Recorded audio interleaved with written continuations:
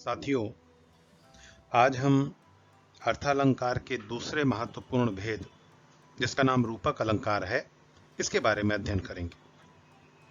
रूपक वो अलंकार होता है जहां पर काव्य पंक्तियों के माध्यम से कवि ऐसा चमत्कार उत्पन्न करता है कि जिस वस्तु से तुलना की जा रही है और जिस वस्तु या प्राणी से की जा रही है, इन दोनों में इतनी समानता बता देता है कि दोनों एक समान बन जाते हैं।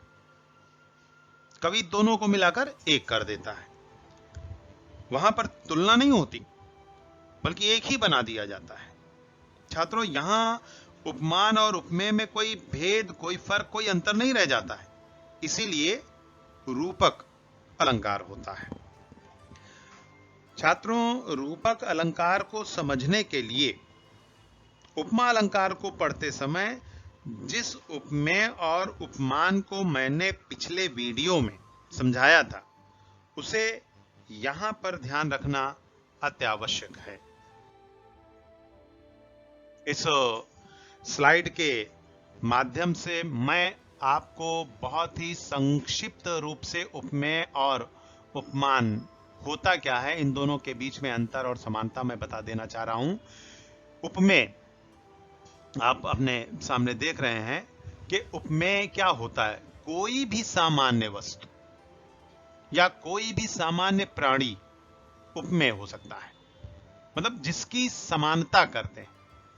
और समानता हमेशा जो कमतर होता है, जो सामान्य होता है, उसी की समानता उससे बेहतर, उससे उत्तम वस्तु, यानी जो उससे खास हो, उससे विशिष्ट हो, उससे की जाती है। तो उपमेय जो है वो सामान्य होता है।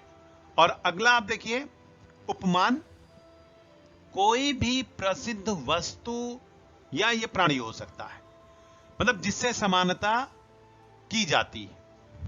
अब यहां पर आप उदाहरण देख सकते हैं, मतलब दो मैंने उदाहरण दिए हैं, कर, कमल और चंद्रमुख। कर हाथ जिसे बताया गया है, कमल कमल का फूल। कमल का फूल यहां पर विशिष्ट है, इसलिए उपमान है। और कर जो है सामान्य है, इसलिए उपमेय है।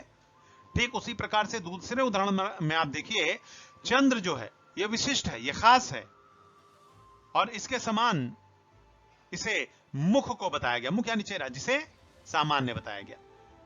तो कर उपमेय हुआ, कमल उपमान हुआ, चंद्र उपमान हुआ, और मुख जो है ये उपमेय हुआ। इन दो शब्दों को, जो कि उपमा के 4 अंगों में से 2 खास अंग हैं, इन दो शब्दों को, इन 2 अंगों को आपको ध्यान रखना होगा रूपक अलंकार को समझने के लिए। अब हम चलते हैं रूपक अलंकार की परिभाषा और उसके शाब्दिक। छात्रों,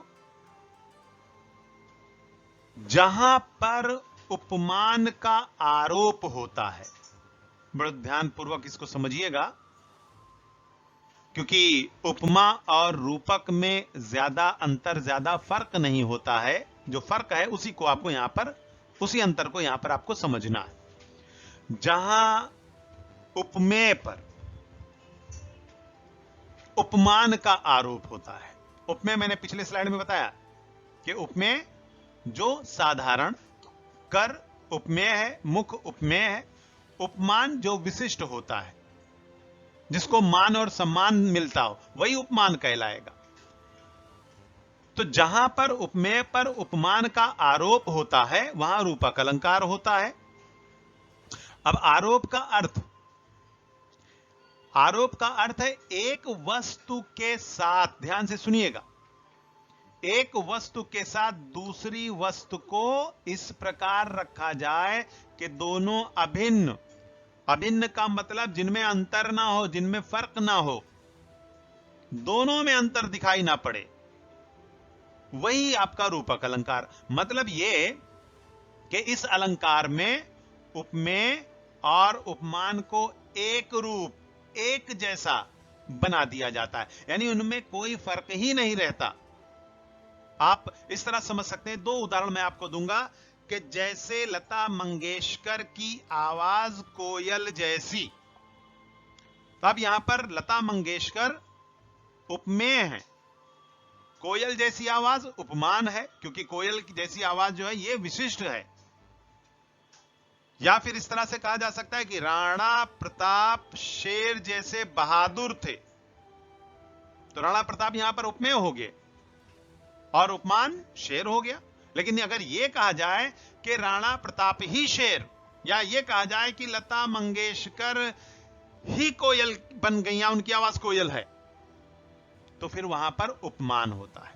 मतलब देखिए फर्क कितना, कुछ नहीं, जहां पर फर्क आए, जहां पर भिन्नता आए कि इस जैसा, फिर वहां पर वो उपमा होगा।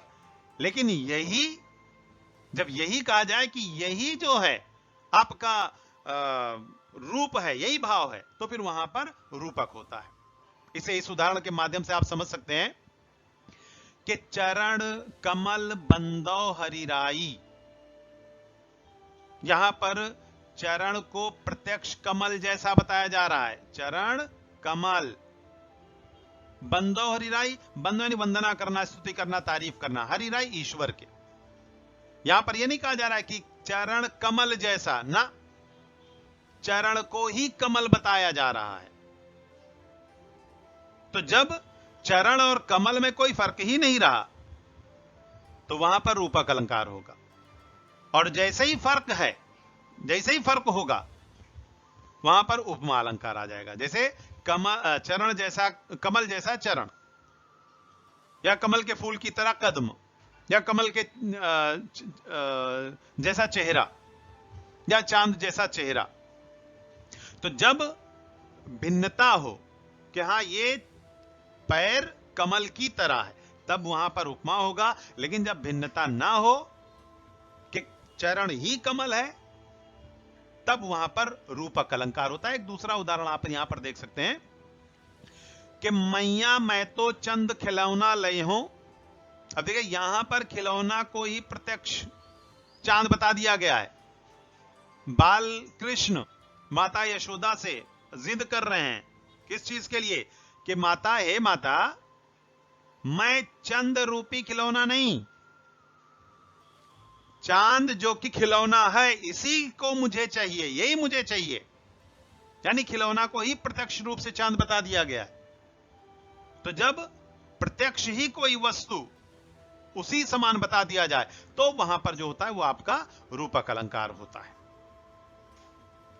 स्टूडेंट्स, आगे की स्लाइड में हम 12वीं हिंदी पाठ्य पुस्तक में जो आपको अर्थालंकार के उदाहरण दिए गए हैं उनके बारे में, छात्रों, यहां पर मैं रूपक अलंकार के उन उदाहरणों की संक्षिप्त रूप से चर्चा करना चाहता हूं जो आपको आपकी योग भारती के रूपक अलंकार के उदाहरणों के तौर पर दिए गए हैं।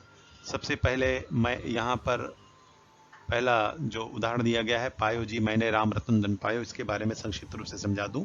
उससे पहले एक चीज आपको पहचानने के लिए, क्योंकि आपको पहचानने के लिए ही आएगा ना, तो पहचानने के लिए आप किन बातों का विशेषतया ध्यान रखेंगे, वो चीज यहां पर आप देख लीजिएगा कि जहां पर आप शब्दों के बीच में, यानी उपमेय और उपमान के बीच में, ये जो चिन्ह देख रहे हैं आप, ये इसे कहते हैं योजक चिन्ह। जब उपमेय और उपमान के मध्य योजक चिन्ह आए, तो आप अधिकतर ये कह सकते हैं कि यहां पर रूपक अलंकार है। एक चीज और, रूपक अलंकार में वाचक शब्द नहीं होता। जैसे आपने उसमें उपमा अलंकार में देखा था ना कि चांद जैसा जो मैंने आपको समझाया था कि चांद जैसा, या फिर चंद्र जैसा, कर कमल सा, तो सादृश्य, जैसे, जैसा, ये जहां पर ना रहे और उपमेय और उपमान में कोई फर्क ना हो, वहां पर आपका सीधे सीधे रूपक अलंकार हो जाएगा। यहां पर जो शब्द आप देख रहे हैं, राम पायो जी मैंने राम रतन धन पायो, यहां पर आप इसे इस तरह समझ सकते हैं कि देखिए, राम को ही रत्न बता दिया गया, दोनों फर्क नहीं बताया गया कि राम रतन जैसे हैं, बेशकीमती मोतियों जैसे हैं, अनमोल रत्न की तरह हैं, ऐसा नहीं बताया गया। राम को ही धन, बहुमूल्य धन बता दिया गया, इसलिए यहां पर रूपक अलंकार होगा। अगला आप देख लीजिए कि चरण सरोज पखारन लागा, कमल रूपी चरण को धुलने लगा। देखिए यहां पर चरण यानी पैर, सरोज यानी कमल। अब यह नहीं बताया जा रहा है कि कमल की तरह पैर, या सॉरी पैर किसकी तरह, कमल की तरह ना, यहां वाचक शब्द नहीं, यहां योजक चिन्ह है जो दो शब्दों को, दो वस्तुओं को एक समान बताने की कोशिश कर रहा है। यहां पर वाचक शब्द नहीं है। तो जहां पर उपमेय और उपमान, चरण उपमेय हो गया, सरोज उपमान हो गया, जहां पर इनमें कोई अभेद ना हो, कोई सॉरी भेद ना हो, फर्क ना हो, अंतर ना हो, वहां पर आपका रूपक अलंकार होगा। पखारन लागा, धुलने लगना। अगला उदाहरण आप देख लीजिए कि उदित गिरी मंच पर रघुबर बाल पतंग, विकसे संत सरोज सब, हर्षय लोचन, विकसे संत सरोज सब, हर्षय लोचन भृंग। अब यहां पर देखिए बहुत ही सुंदर पंक्तियों का इस्तेमाल, प्रयोग किया गया है कि उदित उदय गिरी मंच पर, उदित यानी उगना,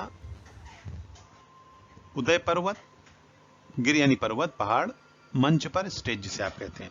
मतलब आप यहां पर यह कह सकते हैं कि उस समय का वर्णन है कि भगवान राम धनुष लेकर यज्ञ में पहुंच जाते हैं मंच पर। तो उदय पर्वत पर, ये जो दिया ना उदयगिरी, उदय पर्वत पर श्री रामचंद्र जी सूरज की भांति उदय हुए, मंच पर स्टेज पर आते हैं। रघुबर बाल पतंग, ठीक वैसे ही जैसे जिस प्रकार सूरज सुबह के समय लालिमा लिए उदित होता है ना, ठीक वैसे ही भगवान श्री राम बाल रूप में मंच पर सुशोभित उदित हो रहे थे, दिखलाई पड़ रहे थे। अब यहां रघुवर बाल पतंग श्री रामचंद्र जी को बाल रूप के आधार पर बताया गया है। विकसय, विकसय यानी खिल उठना। संत सरोज, संत यानी जो साधु संत थे, सरोज कमल। अब देखिए संत सरोज यहां पर है, संत जो है उपमेय, सरोज उपमान।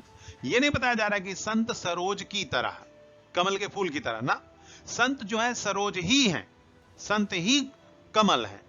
इन संतों को कमल की तरह नहीं, कमल ही बताया जा रहा है कि संत जो कमल बन चुके हैं, कमल की भांति विकसित हो रहे हैं, खिल रहे हैं।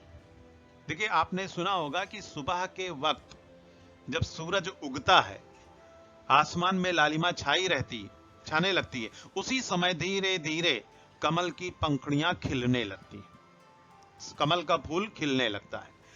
तो श्री रामचंद्र जी उस मंच पर जहां पर यज्ञ हो रहा है, धनुष इत्यादि के साथ जब वहां पर बाल रूप में आते हैं, तो ऐसा लगता है कि जैसे सूरज धीरे धीरे उग रहा हो और कमल उन सूरज को देखकर खिलने लग रहे हो। ठीक वैसे ही साधु संत श्री रामचंद्र जी के उस बाल रूप को देखकर उनका चेहरा जो है कमल की भांति खिल उठ रहा है। अब आगे यहां पर देखिए हर्ष यानी खुश होना, लोचन का मतलब होता है आंखें, भृंग भौरा।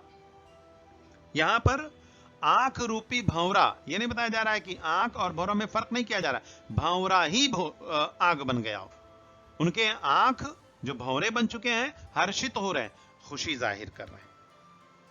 तो यहां पर संत समाज के लोग जो हैं कमल की भांति खिल उठ रहे हैं और उनके चेहरे और उनकी आंखें जो हैं वो भौरों के समान बताई जा रही हैं कि जिस प्रकार कमल पर भौरा मंडलाता है, उसी प्रकार उन संतों के नेत्र, भौरी रूपी नेत्र, जो भौरा ही नेत्र जो है वो प्रफुल्लित हो रहे हैं, वो खिल रहे हैं, मंडला रहे हैं, प्रसन्नता की चमक वहां पर दिखलाई पड़ रही। मतलब यहां पर उपमेय उपमान मिलकर एक हो जा रहे हैं, भौरा, आंखें एक, संत और कमल एक। किसको देखकर? श्री रामचंद्र जी के बाल रूप को देखकर। अब अगले स्लाइड में हम अगला उदाहरण जो कि आपकी टेक्स्ट बुक का है उसको समझ लेते हैं।